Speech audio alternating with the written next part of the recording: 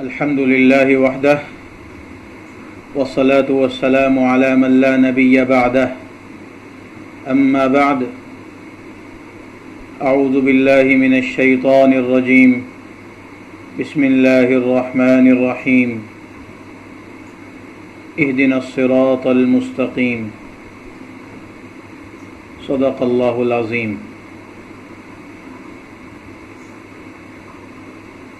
آج سورہ فاتحہ کی 5ویں آیت کی تلاوت کی گئی ہے۔ یہ آیت در حقیقت اللہ تعالیٰ کی طرف سے انسانوں کو سکھائی گئی ایک دعا ہے۔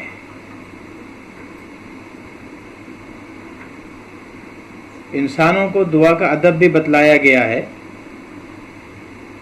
کہ جب دعا مانگی جائے، کسی سے کسی چیز کا سوال کیا جائے تو پہلے اس کی حمد و ثنا کی جائے، اس کی خوبیاں بیان کی جائیں، اس کی تعریفیں کی جائیں، اور پھر اس کے بعد اپنا مقصد اس کے سامنے بیان کیا جائے۔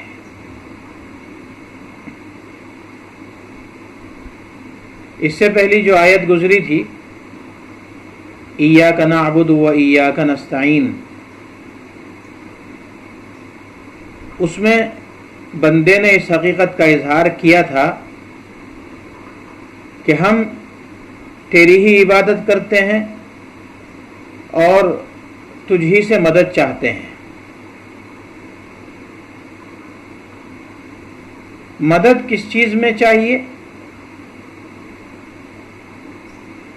کون کون سی چیزیں ایسی ہیں کہ جہاں اللہ تعالیٰ کی مدد کی ضرورت ہے؟ اگر دیکھا جائے تو انسان کی زندگی کا ہر مرحلہ، چاہے وہ دنیا سے متعلق ہو، چاہے آخرت سے متعلق ہو، ہر مرحلے میں انسان کو اللہ کی مدد کی ضرورت ہے۔ کوئی طریقہ ایسا نہیں ہے، کوئی مقصد انسان کا ایسا نہیں ہے کہ جس میں اللہ کی مدد کے بغیر کام چل سکتا ہو۔ اس لیے جب اس بات کی وضاحت کی گئی تھی کہ ہم اللہ تعالیٰ سے مدد چاہتے ہیں، تو اب مدد کس چیز میں چاہیے؟ اس کے لیے اگلی آیت میں ارشاد فرمایا، اہدنا الصراط المستقیم، ہم کو سیدھے راستے کی ہدایت عطا فرما دیجئے۔ یہ بہت مختصر دعا ہے لیکن بہت جامع ہے۔ سیدھا راستہ کون سا ہے؟ سیدھا راستہ اس کو کہا جاتا ہے جس میں کوئی موڑ نہ ہو، کوئی آڑ، کوئی رکاوٹ نہ ہو، جس پر چل کر انسان بغیر کسی پریشانی کے منزل مقصود تک پہنچ جاتا ہو، اس کو صراط مستقیم کہتے ہیں۔ جیسے ایک روایت میں آتا ہے کہ ایک مرتبہ آقائے نامدار سرکار دو عالم صلی اللہ تعالی علیہ وسلم نے صحابہ کرام کے سامنے زمین پر ایک خط کھینچا، بالکل سیدھا خط کھینچا، اور پھر اس کے بعد آپ نے اس سیدھے خط کے دائیں جانب کچھ خط کھینچے اور بائیں جانب کچھ خط کھینچے، اور پھر صحابہ کرام سے فرمایا کہ یہ اس سیدھے راستے کے دائیں اور بائیں جو راستے بتلائے گئے ہیں، یہ شیطان کے ایجاد کردہ راستے ہیں۔ یہ وہ راستے ہیں کہ جن پر چل کر انسان گمراہ ہو جاتا ہے، گناہ میں مبتلا ہو جاتا ہے، لہذا ان راستوں پر مت چلنا، اور یہ جو سیدھا راستہ ہے یہ میرا اور مجھ سے پہلے انبیاء علیہ الصلوۃ والسلام کا راستہ ہے، اسی راستے کی پیروی کرنا۔ تو ایسا راستہ جو انسان کو آسانی کے ساتھ منزل مقصود تک پہنچا دے، اس کو صراط مستقیم کہتے ہیں۔ اب یہ سا راستہ انسان کے لیے آخرت میں بھی مطلوب ہے اور دنیا کے اندر بھی مطلوب ہے۔ آخرت میں انسان کو اللہ تعالیٰ کی رضا مطلوب ہے اور اللہ کی رضا حاصل کرنے کی جگہ ہے جنت۔ تو اب مقصد یہ ہے کہ ایسا راستہ جو انسان کو جنت کی طرف لے جاتا ہو، آخرت میں تو اس راستے کی طلب ہے، اور دنیا کے اندر انسان کی جو ضروریات ہیں ان ضروریات کی تکمیل یہ بھی انسان کو مطلوب ہے۔ مثال کے طور پر کوئی آدمی تجارت کرنا چاہتا ہے تو اب اس کو ضرورت اس بات کی ہے کہ ایسی تجارت ہو جو اس کے لیے نافع ہو، نقصان دہ نہ ہو۔ ملازمت کرنا چاہتا ہے، زراعت کرنا چاہتا ہے، صنعت و حرفت کرنا چاہتا ہے، ہر چیز میں اس کو یہ مطلوب ہے کہ میرا یہ کام میرے لیے نافع بنے، نقصان دہ نہ بنے۔ تو اس کے لیے اللہ تعالیٰ سے دعا کرے کہ اللہ میں یہ ملازمت حاصل کرنا چاہتا ہوں، اس میں میرے لیے خیر کا راستہ پیدا کر دیجئے، مجھے اچھی ملازمت دلوا دیجئے۔ میں تجارت کرنا چاہتا ہوں، مجھے اچھی چیز جو میرے لیے نافع ہو اس کو کرنے کی توفیق عطا فرما دیجئے، وہ میرے دل کے اندر ڈال دیجئے۔ دنیا کا معاملہ ہو یا آخرت کا معاملہ ہو، ہر جگہ انسان کو اللہ کی مدد کی ضرورت ہے۔ اور پھر فرمایا اہدنا الصراط المستقیم۔ صراط کے معنی راستے کے آتے ہیں۔ راستہ تو در حقیقت ایک واسطہ اور ذریعہ ہے، اصل مقصد تو انسان کو منزل مقصود پر پہنچنا ہے، لیکن ظاہر ہے کہ منزل مقصود پر انسان جب ہی پہنچ سکتا ہے جب وہاں تک پہنچنے کے راستے اس کے لیے سہل اور آسان ہو جائیں۔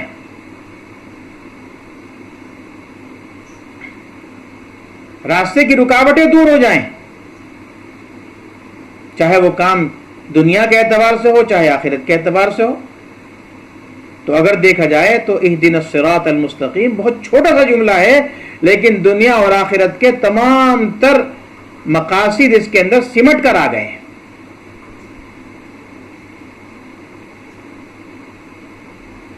پھر ہدایت کی ایک صورت تو عام ہے جو تمام مخلوقات کو شامل ہے، والذی قدر فہدہ۔ وہ ذات وہ ہے جس نے ہر چیز کو ایک اندازے پر بنایا اور پھر اس کو ہدایت دے دی، یعنی جس مقصد کے لیے اس کو پیدا کیا گیا ہے وہ مقصد اس کو بتلا دیا گیا ہے۔ سورج کو جس مقصد سے پیدا کیا گیا، چاند کو جس مقصد سے پیدا کیا گیا، ستاروں کو جس مقصد سے پیدا کیا گیا، زمین کو جس مقصد سے پیدا کیا گیا، پہاڑوں کو جس مقصد سے پیدا کیا گیا، ہر چیز کو اس کا مقصد بتلا دیا گیا۔ ایک ہدایت تو یہ عام ہے،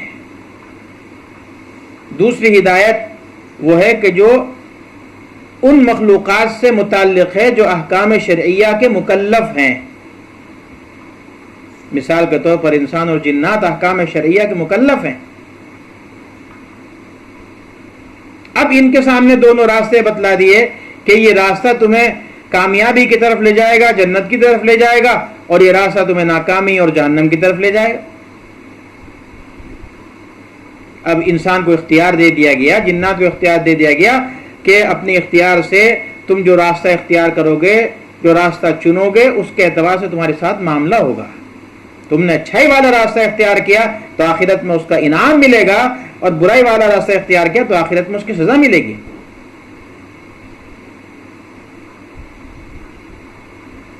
اور تیسری چیز جو ہے وہ بہت زیادہ خاص ہے، جو صرف ایمان والے بندوں سے متعلق ہے، اس کو کہتے ہیں توفیق۔ جب تک اللہ تعالیٰ کی توفیق نہیں ہوتی ہے انسان کوئی کام نہیں کر سکتا ہے۔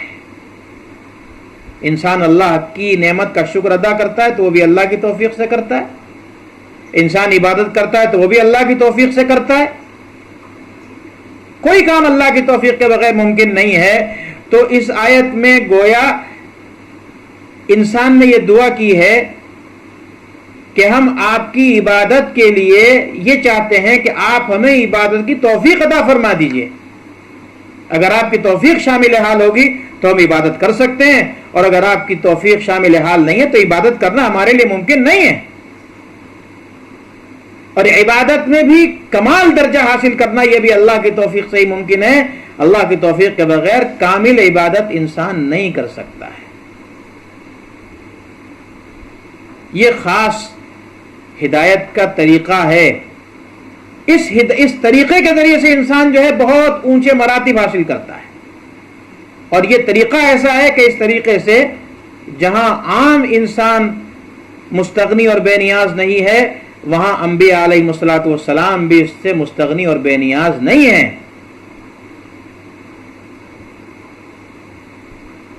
پھر ہدایت کی دو قسمیں ہوتی ہیں،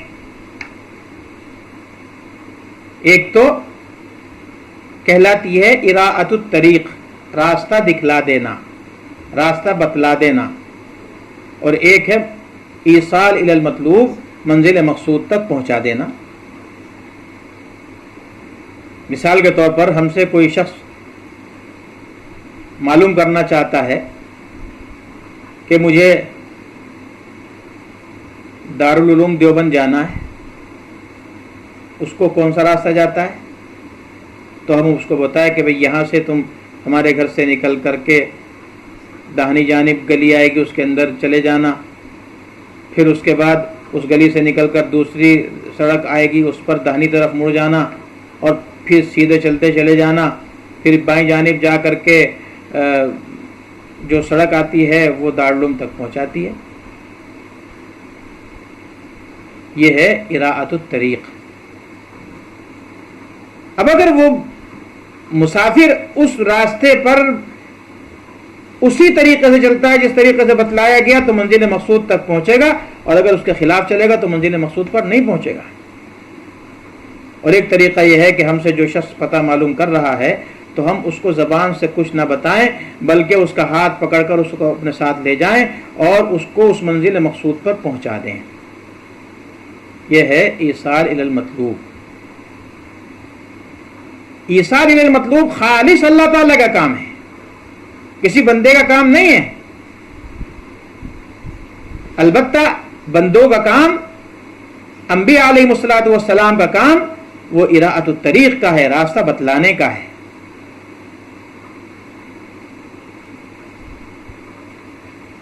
تو اس آیت میں گویا اللہ تعالیٰ نے انسان کو یہ بتلا دیا ہے کہ انسان چاہے دنیا کی کوئی ضرورت اس کے سامنے ہو، چاہے آخرت کی کوئی ضرورت اس کے سامنے ہو، اسے چاہیے کہ وہ اللہ تعالیٰ کے سامنے حاضر ہو کر کے اللہ تعالیٰ سے مدد طلب کرے۔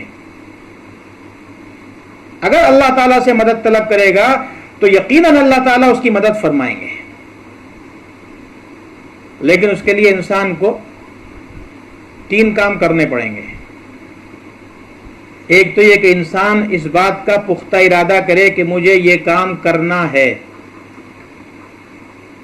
دوسرے یہ کہ اس کام کو کرنے کے جو طریقے ہو سکتے ہیں، جو اسباب اور وسائل ہو سکتے ہیں، ان سب کو اختیار کرے، اور تیسرے یہ کہ اللہ رب العزت پر اس کا نتیجہ چھوڑ دے۔ پہلے عزم کرے، ارادہ کرے، پھر اس کے لیے کوشش کرے، اور پھر اللہ تعالیٰ سے دعا کرے اے اللہ میرے بس میں جتنا تھا ارادہ کرنا، کوشش کرنا، میں نے اس کو کر لیا ہے، اب آپ کے ذمے اس کام کو کمال تک پہنچانا ہے، اس لیے آپ اس کام کو کمال تک پہنچا دیجئے، اس کوشش کو کامیاب کر دیجئے۔ اب اگر اللہ تعالیٰ سے انسان رجوع کرے گا تو اللہ تعالیٰ مدد کریں گے۔ حضرت یوسف علیہ السلام کا واقعہ قرآن کریم کے اندر ذکر کیا گیا ہے۔ ایک وقت ایسا آتا ہے کہ ان کے جو مالک کی بیوی ہے وہ ان کو گناہ کی دعوت دیتی ہے، کئی کمروں کے اندر لے جاتی ہے اور ہر کمرے کے اندر لاک لگا دیتی ہے، اور پھر سب سے آخر والے کمرے میں جا کر کے ان کو دعوت عیش دیتی ہے. حالانکہ حضرت یوسف علیہ السلام جانتے ہیں کہ سارے کمرے بند ہیں، تالے لگے ہوئے ہیں، لیکن وہ یہ بھی جانتے ہیں کہ جس کام کی طرف یہ دعوت دے رہی ہے یہ کام گناہ کا ہے. اس لیے حضرت یوسف علیہ السلام نے پہلا کام یہ کیا کہ مجھے یہ کام نہیں کرنا ہے، یہ عزم کر لیا، ارادہ کر لیا، اور پھر اس کام سے بچنے کے لیے کوشش یہ کی کہ دوڑ لگا دی. حالانکہ جانتے ہیں کہ دروازہ بند ہے، لاک لگا ہوا ہے، لیکن وہ جانتے تھے کہ میں کوشش کروں گا تو یہ اللہ تعالیٰ کی مدد آئے گی. چنانچہ یہی ہوا کہ حضرت یوسف علیہ السلام دوڑے، اور دوڑنے کی وجہ سے جب وہ دروازے کے قریب پہنچے تو دروازے کا تالا خود بخود کھلا اور دروازہ خود کھل گیا. اس طریقے سے حضرت یوسف علیہ السلام جو ہے اس مصیبت سے نجات پا گئے. اسی طرح حضرت یونس علیہ السلام کے ساتھ واقعہ پیش آیا کہ حضرت یونس علیہ السلام نے اللہ تعالیٰ کے حکم اور اجازت کے بغیر اپنی قوم سے دوری اختیار کی. اپنی قوم کو چھوڑ کر کے یہ سوچ کر چل دیے کہ انہوں نے اللہ کی نافرمانی کی ہے، اللہ کا عذاب آئے گا، اور عذاب آیا نہیں. تو اب یہ خطرہ ہوا کہ جب عذاب نہیں آیا تو قوم مجھے جھوٹا تصور کرے گی، اور اس قوم کے اندر جھوٹے کو قتل کیا جاتا تھا. اس لیے حضرت یونس علیہ السلام وہاں سے نکل گئے اور ایک کشتی کے اندر جا کر کے سوار ہو گئے. لیکن جب کشتی دریا کے بیچ میں پہنچی تو وہاں جا کر کے وہ ڈولنے لگی، قابو سے باہر ہونے لگی. تو ملاح نے کہا کہ ہماری اس کشتی کا دستور یہ ہے کہ اگر کوئی غلام اپنے آقا کی اجازت کے بغیر بھاگ کر آ جاتا ہے تو یہ کشتی ڈولنے لگتی ہے، ایسا لگتا ہے کہ کوئی غلام اپنے آقا کی اجازت کے بغیر آیا ہے. حضرت یونس علیہ السلام نے فرمایا کہ بھائی وہ غلام میں ہوں. لیکن لوگوں نے یقین نہیں کیا کہ حضرت آپ تو اللہ والے ہیں، نیک ہیں. حضرت یونس اصرار کرتے رہے کہ مجھے دریا کے اندر ڈال دیا جائے، لیکن لوگ تیار نہیں تھے. نتیجہ یہ ہوا کہ قرآن اندازی کی گئی، اور قرآن اندازی میں بھی حضرت یونس علیہ السلام کا نام نکلا. حضرت یونس علیہ السلام کو جب دریا کے اندر ڈالا گیا تو مچھلی آئی اللہ کے حکم سے، اور اس نے آ کر کے حضرت یونس علیہ السلام کو زندہ نگل لیا. اور وہ مچھلی حضرت یونس علیہ السلام کو اپنے پیٹ میں لے کر کے پھرتی رہی دریا کے اندر.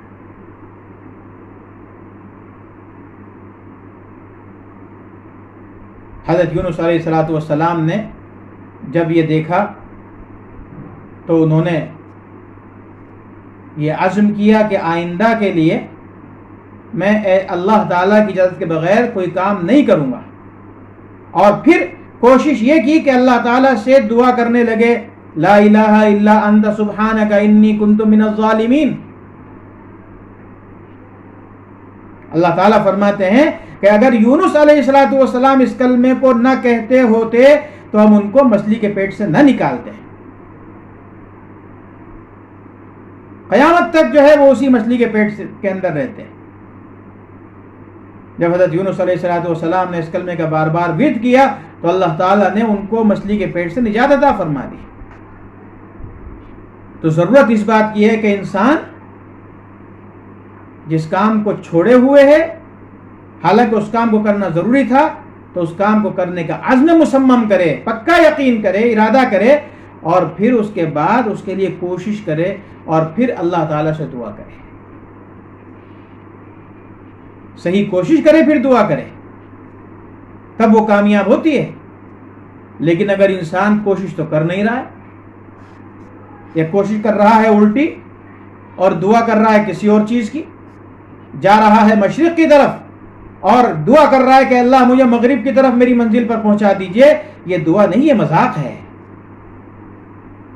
ایک انسان شریعت اسلامیہ کے احکامات کا کھلم کھلا مخالف ہے، کھلم کھلا اس کے خلاف کام کر رہا ہے، دل میں یہ داعیہ ہی نہیں ہے کہ مجھے دین اسلام کے احکامات کی پیروی کرنی چاہیے، لیکن دعا کر رہا ہے اللہ سے کہ اللہ مجھے دین اسلام کے احکامات کی پیروی آسان کر دیجئے، یہ مذاق ہے، دعا نہیں ہے۔ دعا تو جب ہے کہ انسان عزم کرے اس بات کا کہ میں آئندہ کے لیے دین اسلام کے احکامات کی پیروی کروں گا، اور پھر اس کے لیے کوشش کرے اور پھر دعا کرے اللہ تعالیٰ سے، یہ دعا قبول ہوتی ہے، اس دعا کے اثرات مرتب ہوتے ہیں۔ ایسے ہی دل سے دعا کرے انسان، یہ نہیں کہ زبان پر تو الفاظ دعا جاری ہیں لیکن دل جو ہے اس کی طرف متوجہ نہیں ہے۔ اگر دل اس کی طرف متوجہ نہیں ہے تو پھر اللہ تعالیٰ کے یہاں اس دعا کی قبولیت کا وعدہ نہیں ہے۔ حضرت یونس علیہ السلام کے واقعے کو ذکر کرنے کے بعد اللہ تعالیٰ نے جہاں یہ بتلایا کہ ہم نے اس مصیبت سے یونس علیہ السلام کو نجات دی، وہیں یہ بھی فرمایا وَكَذَلِكَ نُنْجِي الْمُؤْمِنِينَ، ایسے ہی ہم ایمان والوں کو بھی نجات عطا فرمائیں گے۔ یعنی عام ایمان والا اگر ہمارے سامنے اس بات کو لے کر کے آئے کہ میں کوشش کر رہا ہوں، میں ارادہ کر رہا ہوں کہ شریعت کی پیروی کروں گا، شریعت کے احکامات کو مانوں گا، اور پھر وہ ہم سے دعا کر رہا ہے تو ہم اس کو بھی آسانیاں عطا فرما دیں گے۔ لیکن اللہ کی یاد سے، اللہ کی مدد سے مایوس نہیں ہونا چاہیے۔ اللہ سے مانگا ہے تو یقین رکھو اس بات کا کہ اللہ عطا کرے گا، اس لیے کہ اللہ نے دعا کو قبول کرنے کا وعدہ کیا ہے۔ اگر علماء نے لکھا ہے کہ اگر کسی آدمی کو کسی کام میں صراط مستقیم مطلوب ہے تو اللہ تعالیٰ سے 40 روز تک مسلسل دعا کرتا رہے کہ اللہ میں فلاں کام کرنا چاہتا ہوں، شریعت کے احکام پر عمل کرنا چاہتا ہوں، لیکن رکاوٹیں ہیں، الجھنیں ہیں، ماحول جو ہے مجھے شریعت کے احکام پر عمل کرنے سے روک رہا ہے، آپ مجھے صراط مستقیم عطا فرما دیجیے۔ اگر بار بار وہ آدمی اس دعا کو کرتا ہے تو یقیناً اللہ رب العزت کی مدد آئے گی، اللہ تعالیٰ اس کو صراط مستقیم عطا فرمائیں گے۔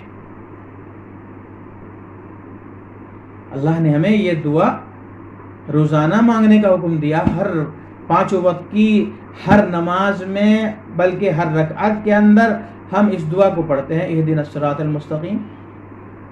لیکن ہوتا کیا ہے کہ ہمیں اس کے معنی معلوم نہیں ہے، اس لیے سرسری طور پر پڑھ کر گزر جاتے ہیں۔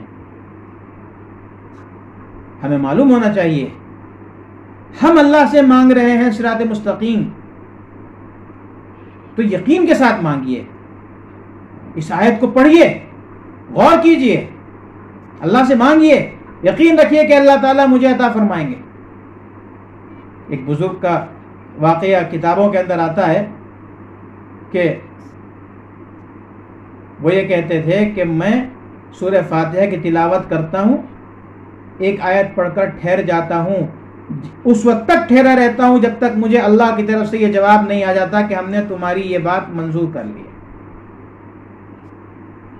پھر دوسری آیت پڑھتا ہوں تو انتظار کرتا ہوں، پھر تیسری آیت پڑھتا ہوں تو انتظار کرتا ہوں۔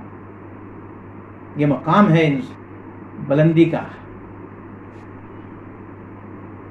یہ سورہ فاتحہ جو ہے، روایت میں آتا ہے، حدیث قدسی میں اللہ تعالیٰ کا ارشاد ہے کہ سورہ فاتحہ میرے اور میرے بندوں کے درمیان تقسیم ہے، اس کا نصف حصہ میرے لیے ہے اور نصف حصہ میرے بندوں کے لیے۔ جب بندہ کہتا ہے الحمدللہ رب العالمین تو اللہ تعالیٰ فرماتے ہیں حمدنی عبدی، میرے بندے نے میری تعریف کی۔ جب بندہ کہتا ہے الرحمن الرحیم تو اللہ تعالیٰ فرماتے ہیں اثنا علی عبدی، میرے بندے نے میری ثنا کی، میری تعریف کی۔ جب بندہ کہتا ہے مالک یوم الدین تو اللہ تعالیٰ فرماتے ہیں مجدنی عبدی، میرے بندے نے میری بزرگی بیان کی ہے۔ جب بندہ کہتا ہے ایاک نعبد و ایاک نستعین تو اللہ تعالیٰ فرماتے ہیں کہ یہ آیت میرے اور میرے بندے کے درمیان ہے، نصف حصہ میرے لیے ہے، نصف حصہ جو ہے بندے کے لیے ہے۔ پھر جب بندہ کہتا ہے اہدنا الصراط المستقیم صراط الذین انعمت علیہم غیر المغضوب علیہم ولا الضالین تو حق تعالیٰ فرماتے ہیں کہ میرے بندے کو وہ سب ملے گا جو اس نے مانگا ہے۔ تو یقین کے ساتھ پڑھے انسان سورہ فاتحہ کو اور قرآن کریم کی دوسری آیتوں کو. جب ہمارے اندر یقین پیدا ہوگا تو انشاءاللہ اس کے اثرات بھی مرتب ہوں گے. بار بار جب ہم اللہ سے اپنا تعلق قائم کریں گے، اللہ سے کہیں گے اہدنا الصراط المستقیم، اہدنا الصراط المستقیم، اہدنا الصراط المستقیم، اور یقین کے ساتھ کہیں گے تو اللہ کی مدد آئے گی، اللہ صراط مستقیم دکھائیں گے. یہ ممکن ہی نہیں ہے کہ ہم اللہ تعالیٰ سے مانگیں اور اللہ تعالیٰ ہمیں نہ دے. اللہ تعالیٰ دیتے ہیں، جو بندہ مانگتا ہے اللہ تعالیٰ اس کو دیتے ہیں. اللہ تعالیٰ ہم کو ان آیات پر عمل کرنے کی توفیق عطا فرمائے. اور ابھی قریب میں ہی جیسے کہ اخبارات کے ذریعے سے معلوم ہوتا رہتا ہے، ان قریب ہی ہمارے دو مشفق اور کرم فرما حضرات علماء کرام اس دنیا سے رخصت ہوئے. حضرت مولانا حکیم ادریس حبان رحیمی صاحب نور اللہ مرقدہ، جو شہر بنگلور میں بہت مشہور و معروف حکیم تھے اور دار محمدیہ گنگون حلی کے محتمم تھے، بانی تھے اور رحیم شفا خانہ کے مالک تھے. 3 روز پہلے وہ اس دنیا سے رخصت ہوئے اور کل ہی حضرت مولانا متین الحق اسامہ صاحب نور اللہ مرقدہ اس دنیا سے رخصت ہوئے. اللہ رب العزت ان حضرات کو جنت الفردوس میں اعلیٰ مقام عطا فرمائے اور ان کی علمی خدمات کو اللہ رب العزت قبول فرمائے. وآخر دعوانا الحمد للہ رب العالمین.